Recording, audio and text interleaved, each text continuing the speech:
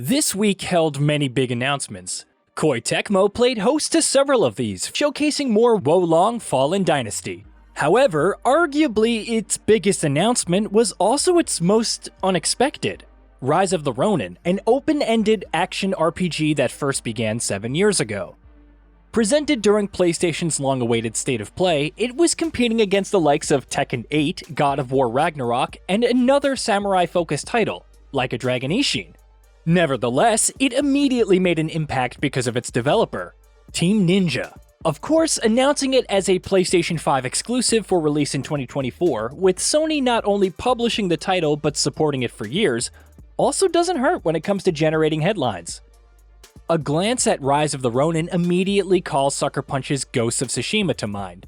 Flaming swords, traveling the region on horseback, a grappling hook, and brutal takedowns? All of these are present.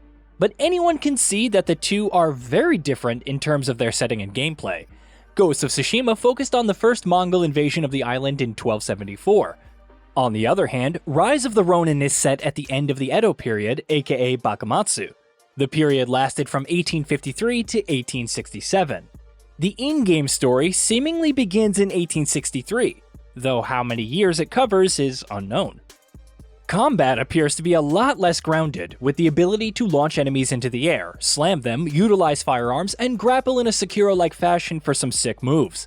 There's also the addition of a glider for quick traversal, and locations suited closer to the heart of Japan. A city was also seen in the trailer with extensive streets, buildings, and people roaming about.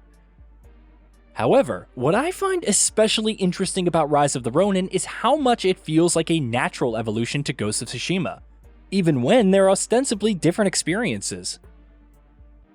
Sucker Punch's epic open-world title wasn't just about roaming the Isle of Tsushima and cutting down enemies in honorable duels. It also incorporated stealth, as protagonist Jin Sakai used deception and less than honorable means to achieve his goals. The aim was to repel the Mongol army from the island and protect the mainland from invasion in turn. However, its themes of tradition versus modernity shined a light on the rigidity of society and the shogun's absolute will. Jin ultimately turning his back on the samurai code and becoming a wanderer, the mythical ghost. It's a culmination of the story. The setting of Rise of the Ronin is no less turbulent. The country was consolidated under the Tokugawa shogunate's 300 daimyo, with the emperor at the very top. The samurai were right below the daimyo and functioned as civil servants. If they didn't become paid retainers under a daimyo, then they would have to embrace life as peasants.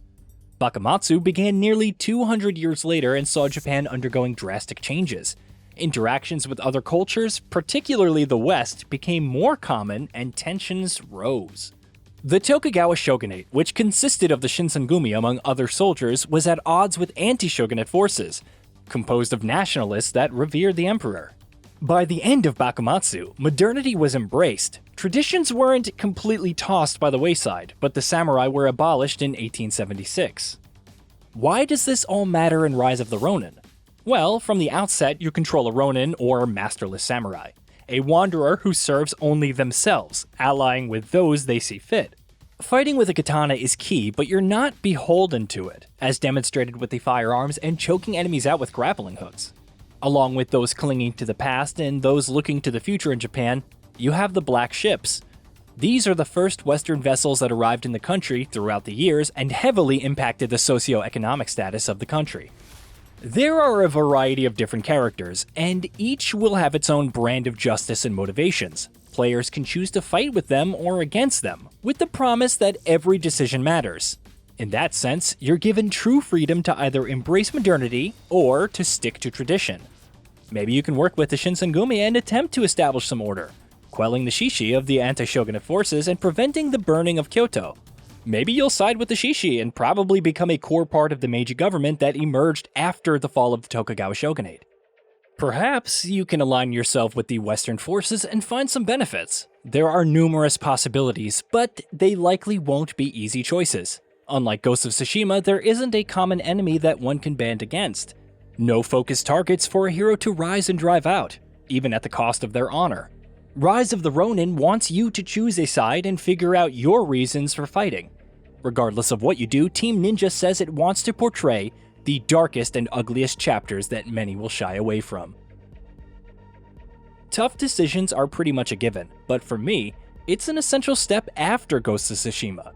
Sucker Punch showcased how a dishonorable style of fighting could return to bite Gene in the back. But Rise of the Ronin seems to go even deeper, truly pushing you to commit and then bear the consequences, even if your cause is just. Maybe there will be second chances, but I hope that the brutal reality of one's choices is showcased unflinching for you to see. Violence against foreigners, political upheavals and conspiracies, economic collapse, cholera that leads to a high death toll. All of these, and more, marked the Bakumatsu era. How extensively realistic and brutal this will be in-game remains to be seen, but it's an important time that led to Japan as we know it today. It's an ambitious project as a whole, which Team Ninja recognizes, but there are still a lot of questions to answer. How will the action RPG elements play out? Will loot still be a thing like Nioh, or will they downplay it heavily? Can you go full Batosai? What kind of consequences will that lead to? Which historical figures do you encounter, and how will they be portrayed? How detailed will the open world be, and will there be an extensive range of activities? Can you run afoul of law enforcement and turn into a fugitive? Time will ultimately tell. One thing's for sure, if you're a fan of samurai-era games, then there's a lot to look forward to in the coming years. Hopefully, Rise of the Ronin will turn into a Hallmark title that defines the genre, much like Ghost of Tsushima before it.